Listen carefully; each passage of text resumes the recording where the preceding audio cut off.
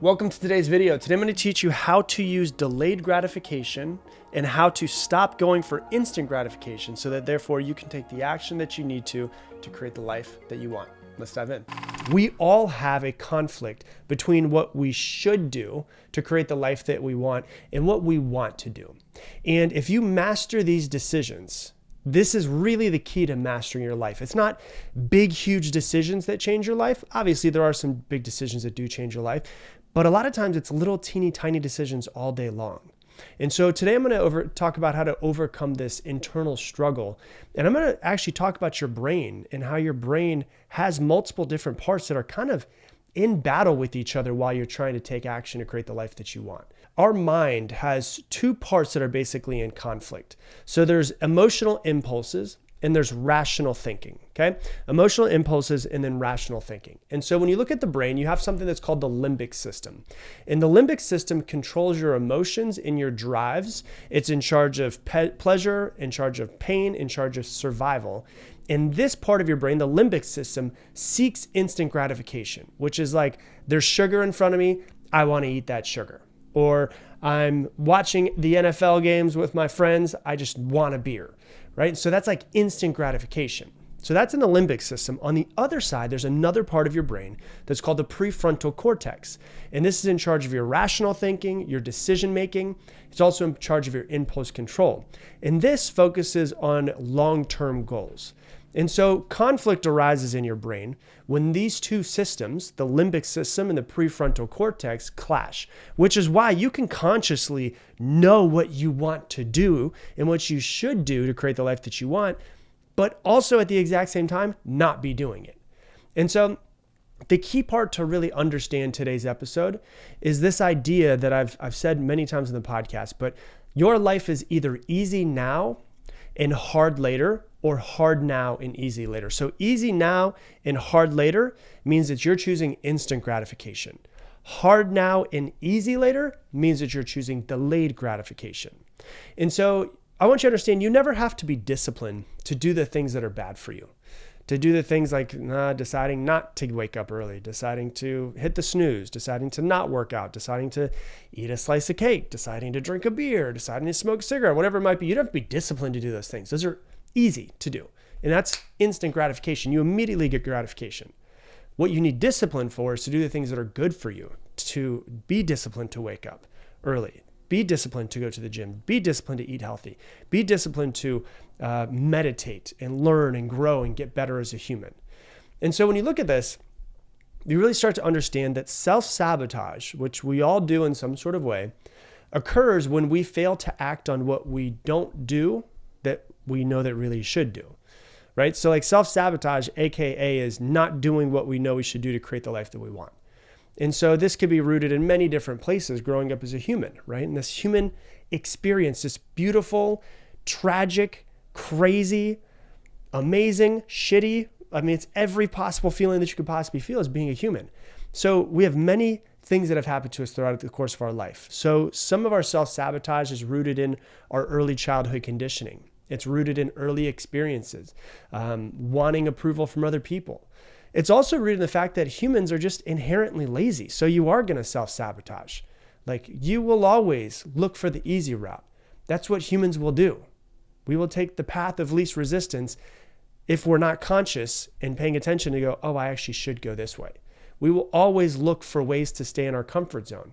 And I want you to understand this. This is a thing that I'm really trying to get ahead to people and get them to understand, is that our conscious brain is 5% of our actual cognitive functioning throughout the day.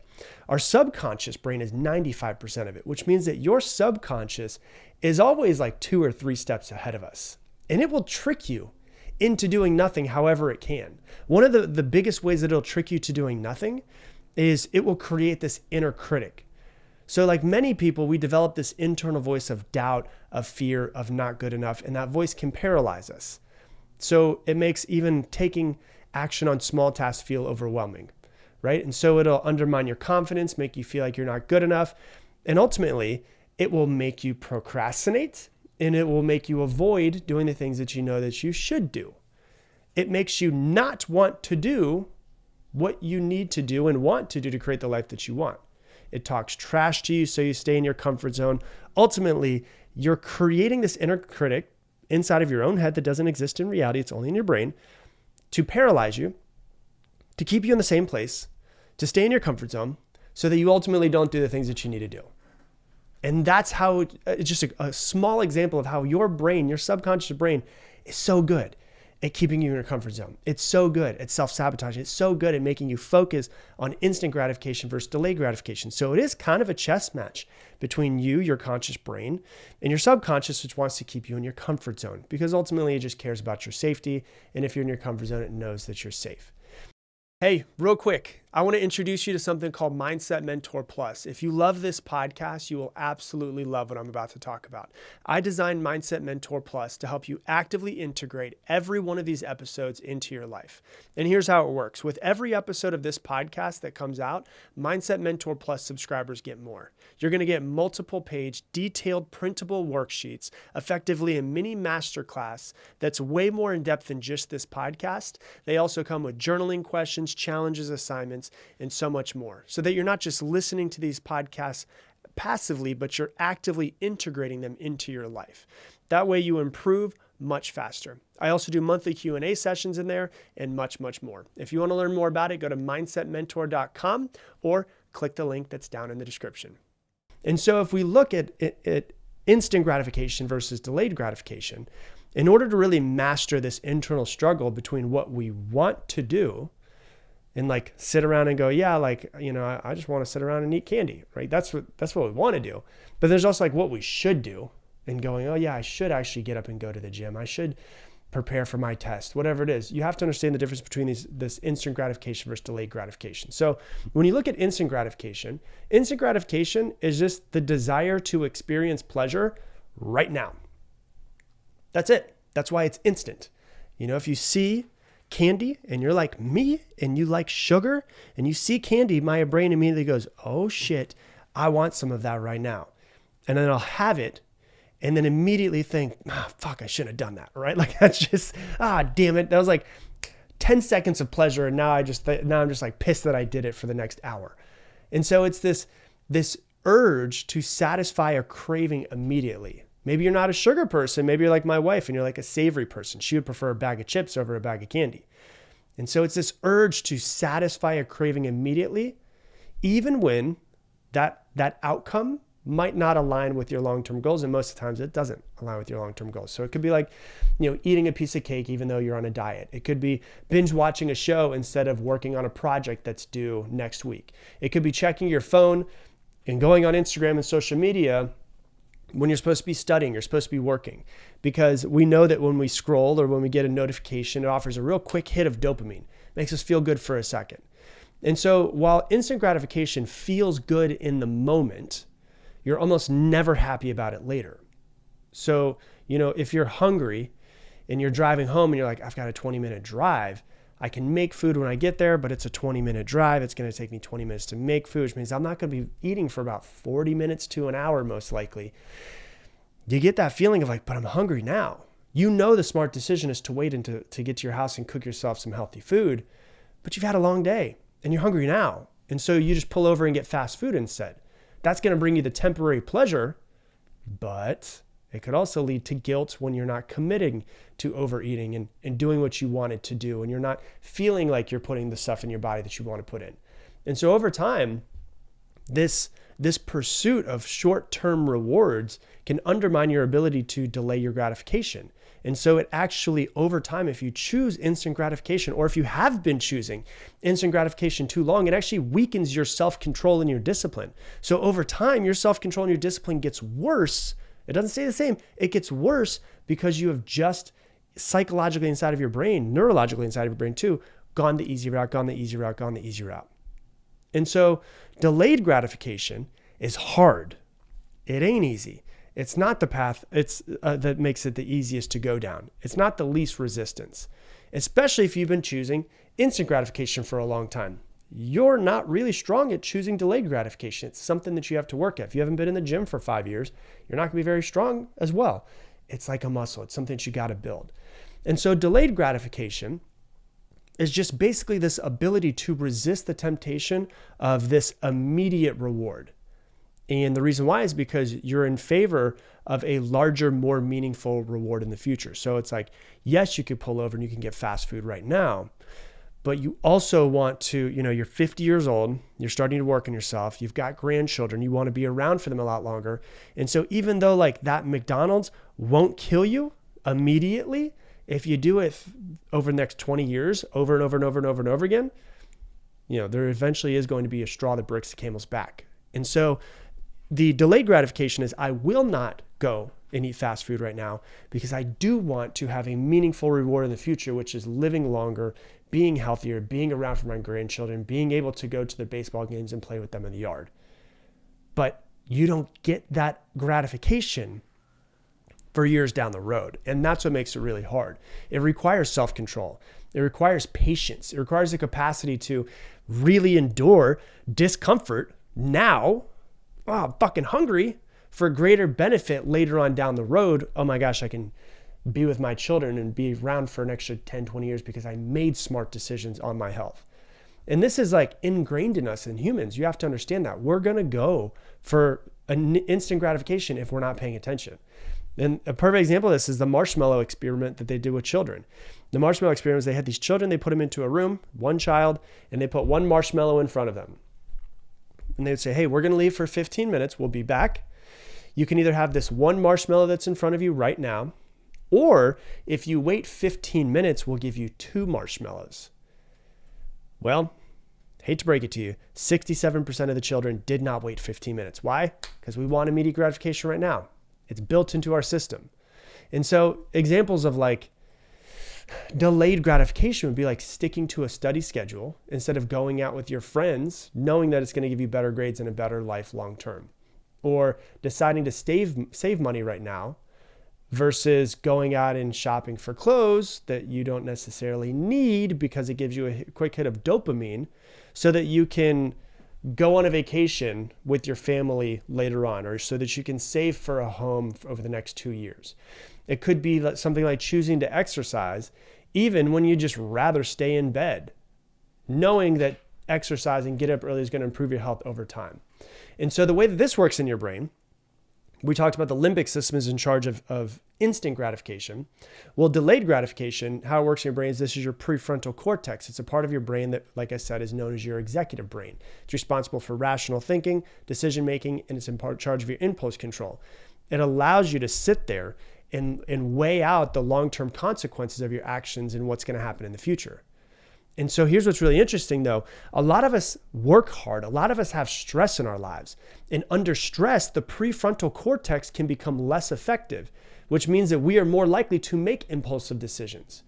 This is why after a really long, exhausting day at work, you might be like, screw it, I'm just going to go to McDonald's and just get unhealthy food. Or you might procrastinate on your important tasks, even though you know it's the best choice for you. So when you have these stressful days, long days, you're tired, the prefrontal cortex doesn't work as hard, which means that you're more likely to go towards instant gratification right now. But on the other side of that, there are practices to calm the nervous system from the stress. There's mindfulness and meditation, which help restore the prefrontal cortex's control each day, which makes it easier to prioritize your delayed gratification over immediate gratification. And so I'm going to tell you this, it's not easy. It's not. And that's why most people don't do it. Because if it was easy, if life was easy and everybody could do it, everybody would have a six-pack and everybody would be worth millions of dollars. But neither one of those things are easy, which is why most people don't, And so you have to learn to overcome your impulse control. And so I'm going to give you a few tips to kind of help you out with this, okay? When you feel like you want to do something that you know is not right for you, is the instant gratification. For instance, you got the sugar in front of you. You see it. I want it right now. Okay. Don't give in to the urge right away. There's something called the 10-minute rule. Okay. Put it away. So take that sugar, put it away in the pantry so you can't see it. And then just wait 10 minutes before acting. If you're still thinking about it in 10 minutes, okay, go ahead and have a piece of candy. Most of the time, you have forgotten about it because you're busy doing something else. Often what happens is this pause, this 10-minute pause, gives your prefrontal cortex time to engage And often if you do that, the urge will subside. If you want to buy something, like I do this a lot. If I'm going to buy something that is not cheap, I won't just immediately go and buy it. I'll give myself a couple days. And so this little bit of a gap allows you to kind of turn off your limbic system, which usually works much quicker, and start to engage your prefrontal cortex. So, another example is like the one I was saying, where you're driving home from work, you've had a long day, it's 20 minutes to your home, you know that you're going to have to cook food when you get home, that's going to take another 20 minutes, and you just want to pull over and you want to get steak and shake. And you're like, oh my gosh, it'd be really good to have a big burger and fries and just a big old milkshake, right? Always sounds good. But you sit there and you're like, all right, I'm going to give myself 10 minutes. I'm going to do something else. I'm going to put on a song. I'm going to take my brain off of this. And over time, what happens is it just becomes easier to have more willpower when you do that. Another thing I want you to do is learn to reward yourself in the process of getting to where you want to go. I wrote an entire chapter in my book, Level Up. It's the last chapter, chapter 12, on this thing called the dopamine reward system, which is, and it's going to go much more in depth than I will right now, but the dopamine reward system is basically rewarding yourself along the way for taking the action that you want to. So instead of saying, okay, well, I'm going to work out for the next 30 days every single day, and then I'm going to reward myself with XYZ, the idea is how can I basically reward myself in the moment as many times as possible? So instead of saying, okay, well, if I work out 30 days in a row, I'll take a trip to the beach and show off my new body, right? And how good I look in 30 days. Well, that means you don't get a reward for 30 days, and your brain wants rewards right now, just so you know. And so I would say when I go to the gym, I'm going to celebrate myself for walking in the gym. And you don't have to like dance around like an idiot in front of people, but you could celebrate yourself in your own head. You're doing amazing. I'm so proud of you. After each and every set, dude, you're doing amazing. I'm so proud of you. You're doing so great. You're going to look so much better from this work. And you just talk to yourself like as if you're your own hype man. And what you're doing is you're actually releasing dopamine in your brain, which makes you more likely to want to show up and continue to keep doing it today, tomorrow, the next day.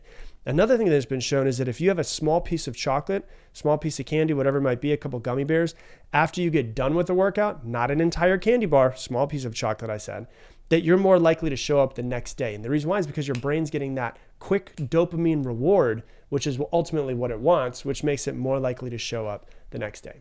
And so I want you to understand your life is either easy now and hard later, which is life will be harder later if you choose the easy route. I promise you that. And that right there is instant gratification. Or if you choose delayed gratification, it is harder now. I promise you that. It's not easy. It's harder now, but your life will end up being way easier later.